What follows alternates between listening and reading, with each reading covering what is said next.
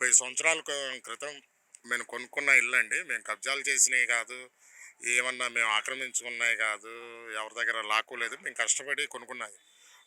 ఎలా అంటే మా మా మా నాన్నగారు ఎక్స్ ఆర్మీ అండి. ఆయన రిటైర్డ్ అయిన డబ్బులతో మా స్థలం కొంటే అందుట్లో నేను ఒక చిన్న ఇల్లు కట్టుకొని ఉంటున్నాను సార్.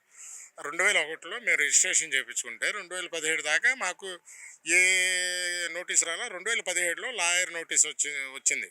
ఒక సొసైటీ తరపు నుంచి. వచ్చింది ఓకే. కానీ ఇన్ని సంవత్సరాలు ఏమైపోయారు? ఇన్ని సంవత్సరాలు 2023 దాకా కూడా రిజిస్ట్రేషన్లు జరిగినాయండి. మరి ఆపేవాళ్ళు అప్పుడే రిజిస్ట్రేషన్లు ఆపాలి. లేదా ఇక్కడ ఈ ఫ్లాట్‌లో బోర్డులు పెట్టుకున్నల్లా మనకి చెప్పాలి. ఇలా ఇది కేసులో ఉందో ఏదో ఒకటి సంథింగ్ ఏదో ఒకటి చెప్పాలి.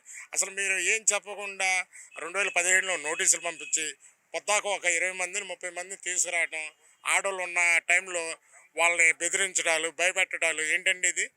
లాస్ట్ 3 మంత్స్ క్రితం కూడా వచ్చేసి దగ్గర దగ్గర 250, 350 350 దాకా బ్లేడ్ బ్యాచే కానీ ఆడోళ్ళే కానీ కాలేజీ స్టూడెంట్స్ అమ్మాయిలు కూడా తీసుకొచ్చారండి. మేము పట్టుకొని అడిగితే ఎవరమ్మా అంటే మేము కాలేజీ స్టూడెంట్స్ వాళ్ళు వచ్చారు. ఆడవాళ్ళకైతే 1000 రూపాయలు, మగవాళ్ళకైతే 2000 అండి ఆ రోజు.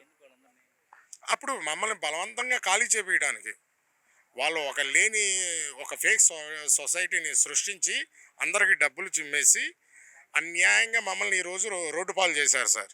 నిన్న సడన్గా అసలు మాకు సుప్రీంకోర్టులో నుంచి ఆ, డిసెంబర్ 31 దాకా ఆపమని వస్తుంటే అసలు వాళ్ళు ఆపకుండా లేదు మాకు హార్డ్ కాపీ కావాలని అసలు అక్షరాల అది పాప ఎంత కష్టపడితే నా దొంగడ నాగరాజు గారు అని లోపలికి వెళ్ళారు ఇప్పుడే.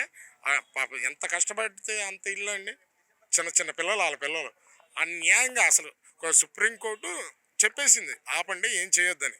అయినా సరే వినకుండా హార్డ్ కాపీ కావాలని అన్యాయంగా కూల్చేశారండి. నిన్న అసలు మమ్మల్ని రోడ్డు పాలు చేశారు. నిన్నంతా మేము రోడ్ల మీదే ఉన్నాము. ఆల్రెడీ ఇద్దరికి స్ట్రోకులు వచ్చినాయి. వాళ్ళ పరిస్థితులు ఏంటండి, మా పరిస్థితులు ఏంటి? అవతల నుంచి గిరి అనే లాయర్ ఎప్పుడు వచ్చేది. ఆ లాయర్ సిగరెట్ తాకుండా ఏమంటున్నాడు, ఏమంటే చర్చిని కూడా పడేశారుగా ఏంటండి కనికరం లేదా అంటే చర్చి కాబట్టే పడగొట్టా అంటున్నారు. ఏంటండి మన మన దేశం కాదా, మన భారతదేశం కాదా? ఈ అంటే హిందువులే బతకాలి, క్రిస్టియన్సే బతకాలి, ముస్లింలే బతకాలని ఏమైనా ఉందా? అందరూ సమానమేగా. మరి చర్చి కాబట్టే కూలగొట్టానని అన్యాయంగా మాట్లాడుతున్నాడండి ఆ లాయరు. సగం సామాను ఇంటి కిందే ఉన్నాయి. సగం సామాను మొత్తం నాశనం అయిపోయినాయి సార్. మమ్మల్ని ఈరోజు రోడ్డు పాలు చేశారు. అందువల్లే మేము పోలీస్ కేసు పెట్టడానికి వచ్చాం.